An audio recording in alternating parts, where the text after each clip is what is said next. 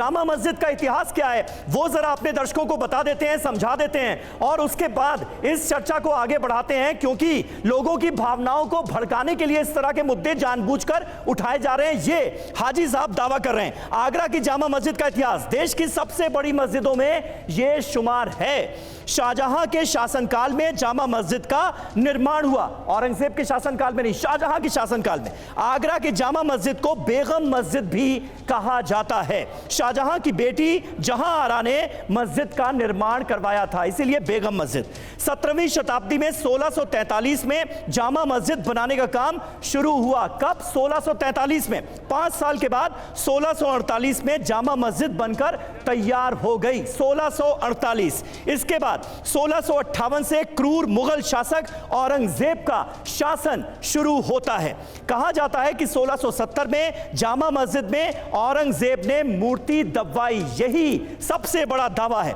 देव विग्रहों को केशव देव जी कटरा यानी जन्मभूमि मथुरा को सौंपने की मांग की जा रही है कि वापस यहां से मूर्तियां निकलवाई जाए और जन्मभूमि में मंदिर में सौंपी जाएं। सीढ़ियों के नीचे से देव विग्रहों को निकालने की मांग की जा रही है। तो यह पूरा इतिहास है आगरा की जामा मस्जिद का।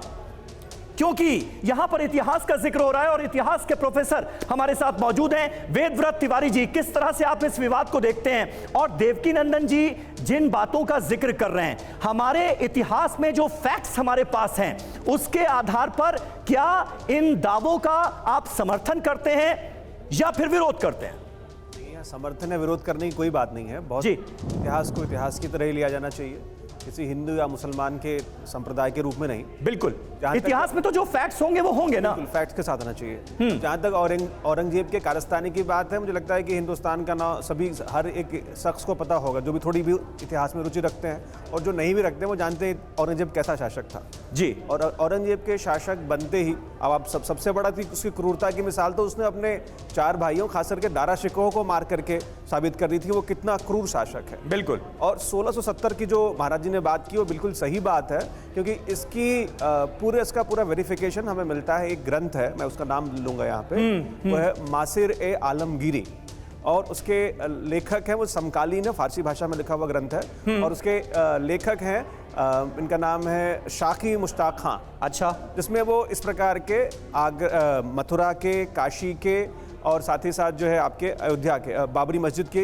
का जिक्र भी उसमें करते हैं, लेकिन मूल यहाँ विषय जो ज्ञानवापी वाला और मथुरा वाले मस्जिद की है और इसमें मस्जिद के डिमोलिशन का, उसको विध्वंस करने की बात यहाँ पे वो एक्सेप्ट करते हैं। वो समकालीन दूसरे शोध भी इस बात को प्रमाण करते हैं। तो इसमें कोई संदेह नहीं कि औरंगजेब ने ये आदेश दिया था और उस आदेश के तहत ये इन मंदिरों को गिराया गया था। नहीं वेदव्रत जी, लेकिन यहाँ पर एक नई बात मिल रही है ना सुनने को। देखिए, औरंगजेब ने तमाम मंदिर तुड़वाए, उनकी जगह कई जगहों पर मस्जिदें बनवाई गई। ये लगातार इतिहास में हम पढ़ते आए हैं औरंगजेब किस तरह का शासक था, कैसे उसने सत्ता चलाई और कैसे जुल्म ढाई, ये सब हम सुनते आए। लेकिन यहां पर एक नई बात का जिक्र हो रहा है कि मथुरा के कृष्ण जन्मभूमि मंदिर से मूर्तियां निकलवाई गई और आगरा में जामा मस्जिद की सीढ़ियों पर उन्हें गड़वा दिया गया ताकि जो हिंदू भावनाएं हैं उन्हें ठेस पहुंचाया जा सके, सनातन को ठेस पहुंचाई जा सके।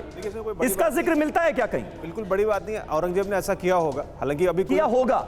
मैं कह रहा हूं कि अभी इस पे फिर तो और अधिक शोध कार्य की आवश्यकता हो सकता है, क्योंकि मोहम्मद गोरी जो उसके पहले महमूद गजनी में जो 1025 में उसने सोमनाथ के मंदिर पे अटैक किया, जिसका सारे इतिहासकार मानते हैं, और उसने सोमनाथ के मंदिर के शिवलिंग को उखाड़ा, वहां की अपार धन संपदा लूट के ले गया। और उस समय भी इतिहासकार अल्फिस्टन है, अंग्रेज इतिहासकार है, उन्होंने भी चर्चा की है कि वो बहुत सारे ऐसे मस्जिदों में उनकी सीढ़ियों के लिए ऐसे शिवलिंग के पत्थरों का इस्तेमाल किया गया। तो इतिहास में ये कोई नई बात नहीं है। जो भी क्रूर या ऐसे शासक रहे जिनके अंदर, ठीक है, लेकिन आपने भी एक सेंटेंस का इस्तेमाल किया कि ऐसा हुआ होगा। देवकीनंदन जी, देखिए, सारा मामला जो है वो यहीं आकर रुकेगा, ये आप भी जानते हैं, क्योंकि इतिहास में डायरेक्टली इस बात का कोई जिक्र मिलता नहीं है। फिर आपसे वही सवाल घूम फिरकर कि आधार क्या है? ये जो मूर्तियां दबवाने की बात आप सीढ़ियों पर कर रहे हैं, इसका आधार क्या है? ये कहां से पता चल गया आपको? देखिए, ये तो अच्छा, एक बात बताइए, मैं आपसे पूछता हूं जी, 2 + 2 4 होता है, ये आपको कैसे पता? ये आप बताओ, आपको कैसे पता? मतलब ये 2 + 2 = 4 जितना आसान नजर आता है आपको? मुझे आप इतिहास की बात कर रहे हैं, पहुंच रहे हैं आप गणित पर। मैं वही पूछ रहा हूं आपसे। 2 + 2 4 होता है, ये आपने इजाद किया, प्रकट किया? बिल्कुल हमने इजाद नहीं किया, हमने पढ़ा है ऐसा। और जो भी गणित के जानकार हैं नहीं सुनिए, वो ये जानते हैं। अरे मैं शॉर्ट थोड़ा सा भी मैं ये पूछना चाहता हूं, ये जिसने इजाद किया 2 + 2 होता है, उसको आपने देखा है? देखा है? नहीं देखा। जिसने ये पहली बार बताया उसको हमने नहीं देखा। आप इतिहास की तुलना गणित से कैसे कर सकते हैं? गणित के किसी फॉर्मूले की तुलना आप इतिहास में लिखी गई बातों से कर रहे हैं देवकीनंदन जी। देखो, जब मैं इतिहास बोलने लगा था तो वो ही कह रहे भड़काने लगे। जब मैंने इतिहास बोलना शुरू किया तो वो कह रहे थे ये भड़का रहे हैं। अब एक बात बताइए, मैं भड़का रहा होता तो मैं ये कहता कि 5 दिन में आपको भाईचारे के दे रहा हूं। हाँ। आपके चैनल ने भी उसको चलाया, तमाम न्यूज चैनलों ने चलाया, पेपरों में छपा। 5 दिन भाईचारे के दे रहे हैं, मतलब मैं 5 दिन के बाद क्या करेंगे? इसका मतलब आपने वो पूरा सुना नहीं। नहीं, 5 दिन भाईचारे के दे रहे हैं, इसका क्या मतलब है देवकीनंदन जी? अभी ये तो धमकी हो गई। सुनिए, ये तो धमकी हो गई। अरे एक मिनट बोलिए, आप बोलिए जी। जी, मैं आज पूरा बता के जाऊंगा, बस पूरा सुन लीजिए आप। हाँ।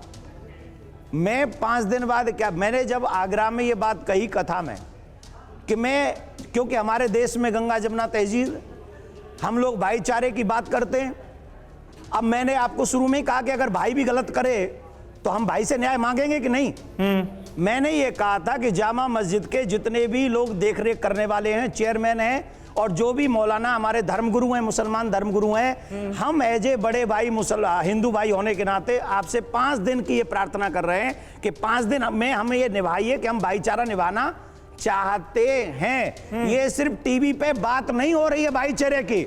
अगर आपके देवताओं को मंदिर की, मस्जिद की सीढ़ियों में रखा गया है तो हम भाईचारे के नाते आपकी हेल्प करेंगे, आप आइए।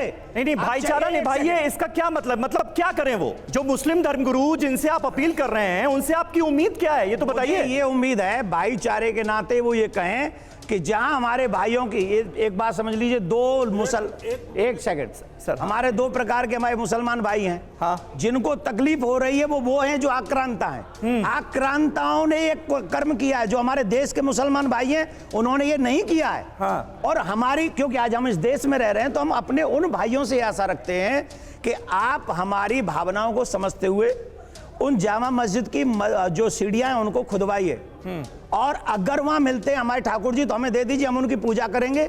और जो भी खर्चा आएगा हमारी तरफ से भाईचारा ही होगा, खुदवाने का, बनवाने का, वो देवकीनंदन आपको बना के देगा, चाहे मुझे अपना घर बेचना पड़े। ठीक है, आप ये बड़ी बात करें और ये एक्सपेक्टेशन आपकी है, ये उम्मीद आपकी है दूसरे पक्ष से, यानी मस्जिद इंतजामिया कमेटी के जो लोग हैं उनसे आप ये अपील कर रहे हैं कि ऐसा करवा दीजिए, खुदाई करवा दीजिए, अगर मूर्तियां हैं तो हमें सौंप दीजिए, जो खर्चा होगा वो हम देने के लिए तैयार हैं। इस पर क्या एक रजामंदी हो सकती है? जल्दी से एक छोटा सा जवाब, उसके बाद मुझे कुछ और डिटेल्स दिखानी है। जी प्रोफेसर साहब। ये तो बहुत सिंपल सा क्वेश्चन आपने कर लिया। रजा साहब, मैं तो सबसे पहले आपको प्रणाम करता हूं महाराज जी। धर्मगुरु आप कथावाचक हैं, तो कथावाचक की तो अमृत वाणी, शरबत पानी, भंडारा ये काम है। और मैं समझता हूं कि आपको यही जो काम है जो अच्छे हैं, धर्मगुरु को शोभा भी देते हैं। आपकी कथा में कोई मुसलमान भी आकर बैठे और आपके शब्दों से प्रभावित हो जाए, तब तो धर्म का प्रसार होगा।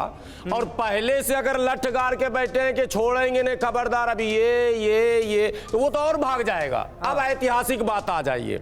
नहीं तो हाफिज साहब वो तो भाईचारे की बात कर रहे हैं ना, मैं उस पर भी आ रहा हूं 2 सेकंड में। बहुत अच्छी बात उन्होंने, महाराज जी ने ये गलत नहीं कही है। ये बड़ा अच्छा मशवरा दिया, मैं इसमें समर्थन करता हूं। अच्छा, लेकिन ऐतिहासिक बात अभी हो रही थी। और वो पुरानी किताबें हमारे सर ने भी और इन्होंने भी उसका हवाला दिया। जी। लेकिन मैं किसी मुस्लिम लेखक और अंग्रेजों के इतिहास का कोई वर्णन नहीं करूंगा। मैं भारत के बहुत प्रसिद्ध लेखक, इतिहासकार बीएल पांडे साहब की लिखी किताब, गूगल पर आप लोग भी सर्च कर लेंगे, प्रोफेसर बीएल पांडे साहब ने कई किताबें लिखी हैं। उसमें भारतीय संस्कृति और मुगल साम्राज्य नाम की भी एक किताब है।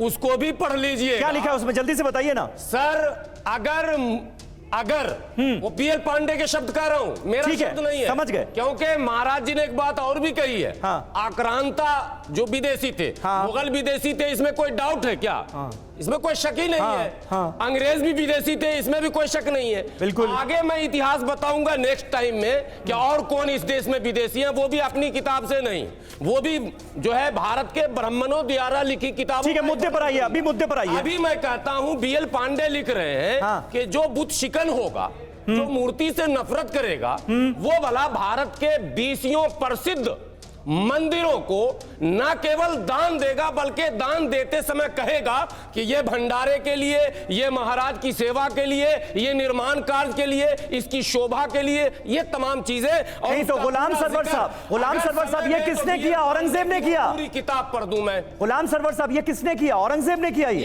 यस, मैं नहीं कह रहा हूं। अच्छा। और नाम है बीएल पांडे के अलावा। ठीक है, बीएल पांडे हैं, आपको बता दूं श्री ज्ञानचंद हैं, डॉक्टर पीएल गुप्ता हैं जो पटना म्यूजियम के उस समय के इंचार्ज थे। किस समय के 16वीं सदी की बात कर रहा हूं जब आप कर रहे हैं, अब यह बात 19वीं सदी की है। अच्छा, यानी गुलाम सरवर साहब आप ये कह रहे हैं कि ऐसा नहीं है कि सारे मंदिर तुड़वाए ही, बहुत सारे मंदिरों का जो निर्माण है और उसके रखरखाव के जो इश्यूज हैं उनको बहुत अच्छे से हैंडल भी किया औरंगजेब ने। आप ये कह रहे हैं ये लिखा हुआ है, की बात ये लिखा हुआ है। किसने बनाया? किसने बनाया? वो जमीन आज निकाल लीजिए कागज। ठीक है, बनाया? आज के डेट में कागज निकालिए ना साहब। ठीक है।